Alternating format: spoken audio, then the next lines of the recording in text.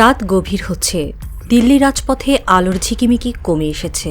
৭ লোককল্যাণ মার্গের একটি নির্জন বারান্দায় দাঁড়িয়ে আছেন নরেন্দ্র মোদী। তার হাতে একটি খবরের কাগজ, শিরোনামে লেখা, বাংলাদেশের মতো অভ্যুত্থান হতে পারে ভারতেও। চোখে এক গভীর চিন্তার রেখা। বাংলাদেশে শেখ হাসিনার সরকারের পতন, রাজপথের গণ অভ্যুত্থান আর তারপর ভারতে আশ্রয় নেওয়া, এই ঘটনা মোদী সরকারের জন্য একটি অশনি সংকেত হয়ে উঠেছে। দক্ষিণ এশিয়ার এই প্রতিবেশী দেশের ঘটনা কি ভারতের রাজনীতিতেও ছায়া ফেলতে পারে? এই প্রশ্নই এখন দিল্লির ক্ষমতার করিডোরে ঘুরছে। ২০২৪ সালে বাংলাদেশে যা ঘটল তা একটি আকস্মিক ঝড়। শেখ হাসিনার ১৫ বছরের শাসনের অবসান ঘটল রাজপথের বিক্ষোভে। ছাত্র আন্দোলন থেকে শুরু হয়ে তা গণ অভ্যুত্থানের রূপ নেয়, যার ফলে হাসিনাকে দেশ ছাড়তে হয়। ভারতে আশ্রয় নেওয়ার পরও তার ভাগ্য নিয়ে অনিশ্চয়তা রয়ে গেছে। এই ঘটনা মোদী সরকারের জন্য একটি বড় প্রশ্ন তুলেছে। যদি বাংলাদেশে এমনটা সম্ভব হয়, তবে ভারত কি এই ধরনের অভ্যুত্থান থেকে মুক্ত? বিশেষজ্ঞরা বলছেন, বাংলাদেশের এই রাজনৈতিক পালাবদল ভারতের জন্য একটি আয়না। রাজপথের শক্তি যে কতটা প্রবল হতে পারে তা মোদী সরকারকে ভাবতে বাধ্য করছে। মোদী সরকারের চিন্তার কারণ একাধিক। প্রথমত, ভারতের অর্থনৈতিক অবস্থা, মূল্যস্ফীতি, বেকারত্ব আর কৃষকদের ক্ষোভ, এসব ইস্যুতে সরকারের বিরুদ্ধে জনরোষ বাড়ছে। বাংলাদেশে কোটা সংস্কার নিয়ে ছাত্রদের আন্দোলন যেভাবে সরকারের পতন ডেকে আনল, তেমনি ভারতীয় যুব সমাজের মধ্যে অসন্তোষ বাড়ছে। দ্বিতীয়ত, বিরোধী দলগুলো।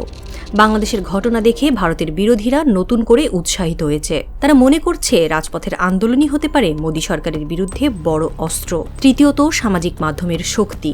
বাংলাদেশের সোশ্যাল মিডিয়া বিক্ষোভকে জ্বালানি দিয়েছিল। ভারতেও এই মাধ্যমে সরকার বিরোধী প্রচারণা ছড়িয়ে পড়ার আশঙ্কা রয়েছে। ২০২৪-এর লোকসভা নির্বাচনে বিজেপির আসন কমে যাওয়া ইতোমধ্যেই দলের জন্য একটি ধাক্কা। এর মধ্যে আরআরএসের সঙ্গে সম্পর্কের শীতলতা আরও উদ্বেগ বাড়িয়েছে।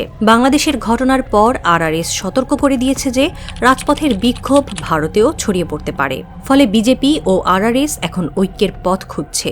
কিন্তু এই ঐক্য কি সত্যিই স্থায়ী হবে, নাকি পরিস্থিতির চাপে জোর করে গড়ে তোলা একটি সমঝোতা? আরআরএসের একটি অংশ মনে করে মোদীর ব্যক্তিকেন্দ্রিক নেতৃত্বই এই সংকটের জন্য দায়ী। তারা চায় দলটি আদর্শিক শিকড়ে ফিরে আসুক।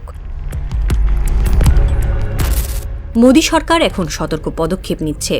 বাংলাদেশে হাসিনার পতনের পর ভারতের পররাষ্ট্রনীতি প্রশ্নের মুখে পড়েছে। দীর্ঘদিন হাসিনাকে সমর্থন দেওয়ায় ভারতের ইমেজ ক্ষতিগ্রস্ত হয়েছে। এখন নতুন সরকারের সঙ্গে সম্পর্ক গড়তে হবে, কিন্তু বাংলাদেশের জনমনে ভারত বিরোধী মনোভাব একটি চ্যালেঞ্জ। দেশের ভেতরেও মোদী সরকার জনমত সামলাতে ব্যস্ত। কৃষক আন্দোলন, কর্মসংস্থানের দাবি আর সাম্প্রদায়িক উত্তেজনা, এসব দমিয়ে রাখতে সরকার কঠোর হচ্ছে। কিন্তু বাংলাদেশের উদাহরণ সামনে থাকায় সরকার জানে অতিরিক্ত শক্তি প্রয়োগ উল্টো ফল দিতে পারে।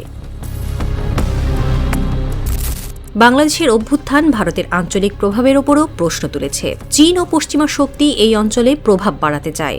ভারত যদি অভ্যন্তরীণ সংকটে জড়িয়ে পড়ে, তবে তার আঞ্চলিক নেতৃত্ব দুর্বল হতে পারে। মোদী সরকারের জন্য এটি একটি দ্বৈত চ্যালেঞ্জ: দেশের ভেতরে স্থিতিশীলতা বজায় রাখা এবং বাইরে প্রভাব ধরে রাখা। বিশ্লেষকরা বলছেন, বাংলাদেশের ঘটনা ভারতের জন্য একটি ওয়েক আপ কল। রাজপথের শক্তিকে অগ্রাহ্য করলে এর পরিণতি ভয়াবহ হতে পারে।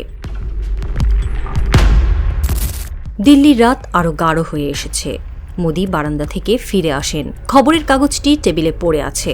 বাংলাদেশের মতো অভ্যুত্থান হতে পারে ভারতেও, এই শিরোনাম যেন তার মনে প্রতিধ্বনি তুলছে। রাজপথের গর্জন কি দিল্লি পর্যন্ত পৌঁছাবে? সময়ই বলবে।